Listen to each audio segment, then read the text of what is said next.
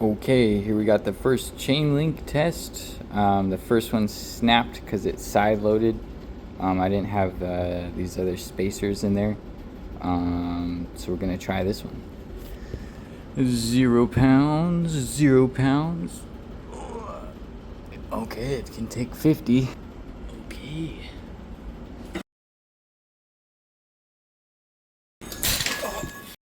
We are going to take this chain link to the central forge. Ooh, that's pretty good layer adhesion, if I don't say so myself.